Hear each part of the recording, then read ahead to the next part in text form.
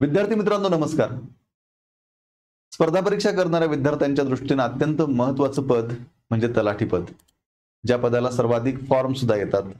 मागच्या वर्षी तलाठी पद भरतीला 13 लाख फॉर्म आलेले होते. आत्ताही विद्यार्थी सातत्याने प्रश्न विचारत असतात की सर 2025 मध्ये तलाठी पद भरती होणार की नाही.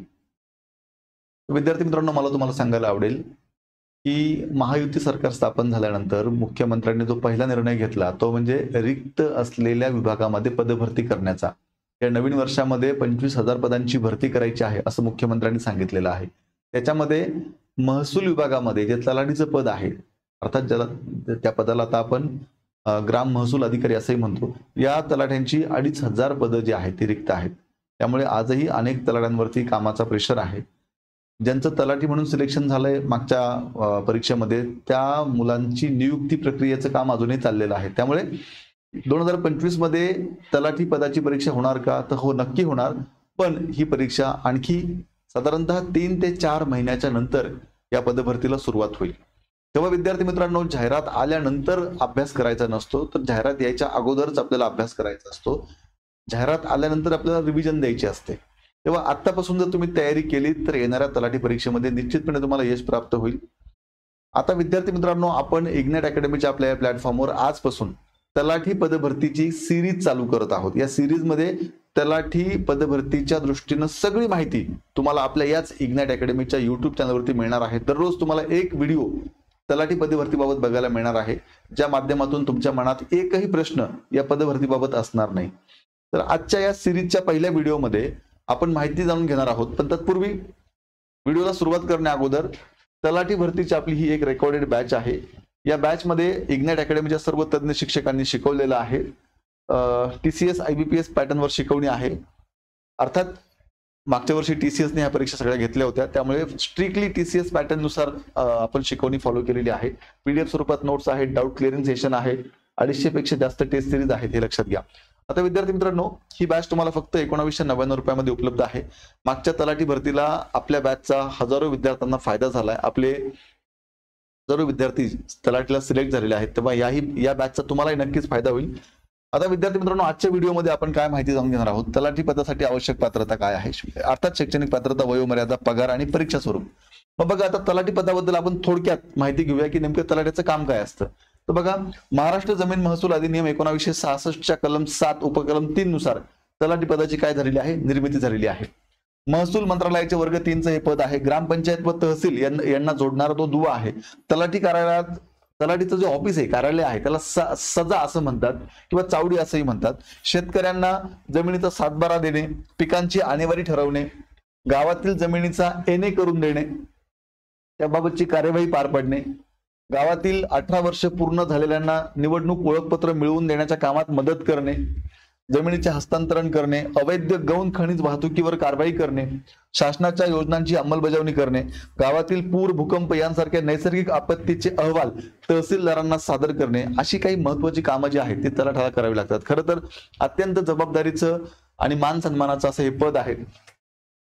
मग तलाठीसाठी नेमकी शैक्षणिक पात्रता काय लागते, तर तलाठी व्हायचं असेल तुम्हाला तर सगळ्यात महत्वाची गोष्ट तुमचं ग्रॅज्युएशन असणं गरजेचं आहे. कुठल्याही युनिव्हर्सिटीमधून तुमचं ग्रॅज्युएशन असलं तर चालतं, अगदी मुक्त विद्यापीठामधनं असलं तरी सुद्धा चालतं. त्यामुळे फक्त ग्रॅज्युएशनची अट आहे एवढं लक्षात घ्या. त्याच्यासोबत MSCIT लागतं. पण MSCIT फॉर्म भरताना नसेल तरी चालतं. MSCIT निवड झाल्यानंतर काही विशिष्ट मुदतीत सबमिट केलं तरी चालतं, हे लक्षात घ्या. पण आता वेळ आहे तर MSCIT पण करून घ्या. मराठी भाषेचं ज्ञान असणं आवश्यक आहे आणि तुम्ही महाराष्ट्राचे रहिवासी असणं आवश्यक आहे. आता तलाठी भरतीसाठी वयोमर्यादा काय आहे, तर ओपन कॅटेगरीला 18 वर्षापासून ते 38 वर्षापर्यंत हा फॉर्म भरता येतो. SC ST OBC NT म्हणजे ओपन सोडून बाकी सगळ्यांना 43 वर्षापर्यंत हा फॉर्म भरता येतो. तुम्ही जर खेळाडू असाल तर 43 वर्षापर्यंत फॉर्म भरता येतो. प्रकल्पग्रस्त, भूकंपग्रस्त असाल तर 45 वर्षापर्यंत हा फॉर्म भरता येतो. तुम्ही माजी सैनिक असाल तर तुमचा सशस्त्र दलात झालेला सेवा कालावधी अधिकचे 3 वर्ष इतकी सवलत तुम्हाला आहे. माजी सैनिक, तुम्ही जर दिव्यांग माजी सैनिक असाल तर 45 वर्षापर्यंत फॉर्म भरता येतो. अंशकालीन कर्मचारी असाल तर वयाच्या 55 वर्षापर्यंत तुम्हाला हा फॉर्म भरता येतो. परीक्षेचं स्वरूप नेमकं कसं असणार आहे, तर बघा यासाठी तुम्हाला एकच पेपर द्यायचा आहे, ही सरळ सेवा आहे. एक परीक्षा द्यायची, त्या एका परीक्षेमध्ये चांगले मार्क आले, मेरिटमध्ये तुम्ही आलात तर डायरेक्ट सिलेक्शन. याला काही पूर्व, मुख्य, मुलाखत असे टप्पे नसतात. मग ती जी एक परीक्षा द्यायची आहे, त्या एका परीक्षेचं स्वरूप कसं आहे, तर तुम्हाला 100 प्रश्न आहे 200 मार्कांसाठी. मग या 100 प्रश्नांमध्ये तुम्हाला मराठी व्याकरण 25 प्रश्न, इंग्रजी व्याकरण 25 प्रश्न, गणित बुद्धिमापन चाचणी 25 प्रश्न आणि जीके जीएस 25 प्रश्न, अर्थात त्याला आपण सामान्य अध्ययन म्हणतो.